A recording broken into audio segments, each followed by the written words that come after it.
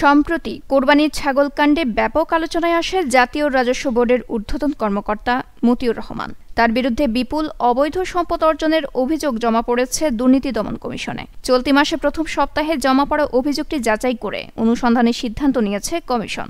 ইতোমধ্যেই দুদকের কর্মকর্তারা মাঠে নেমেছেন। দুদক সূত্র জানায়, এর আগে মতিউরের বিরুদ্ধে কমিশনে 4 বার দুর্নীতির অভিযোগ জমা পড়েছিল, তবে প্রতিবারই তাকে ক্লিন সার্টিফিকেট দেওয়া হয়েছে, অর্থাৎ ওইসব অভিযোগ আর অনুসন্ধান করা হবে না। তবে এবার কমিশন অভিযোগ আমলে নিয়ে অনুসন্ধানের সিদ্ধান্ত নিয়েছে। দুদকের একজন উচ্চ পদস্থ কর্মকর্তা বলেন, এবার অভিযোগটি কমিশনের ব্যাংক শাখা থেকে অনুসন্ধান করা হচ্ছে। অনুসন্ধানে মতিউর এবং তার পরিবারের সদস্যদের নামে অবৈধ সম্পদের প্রমাণ পাওয়া গেলে তাদের বিরুদ্ধে আইনি ব্যবস্থা গ্রহণ করা হবে।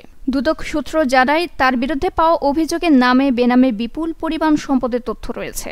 ঢাকা, গাজীপুর, সাভার, নরসিংদী, বরিশাল সহ বিভিন্ন জায়গায় মতিউরের নামে বাড়ি, জমি, ফ্ল্যাট, প্লট, জমি ব্যবসা, শেয়ার ব্যবসা, ব্যাংকে নগদ অর্থ, মেয়াদি আমানত সহ সবকিছুই আছে তার নামে। গত কয়েকদিনে মতিউর রহমানের ছেলে মুশফিকুর রহমান ইফাতের 15 লাখ টাকায় কোরবানির ছাগল, 70 লাখ টাকায় কয়েকটি গরু কেনার ছবি ও খবর সামাজিক যোগাযোগ মাধ্যমে ভাইরাল হয়েছে।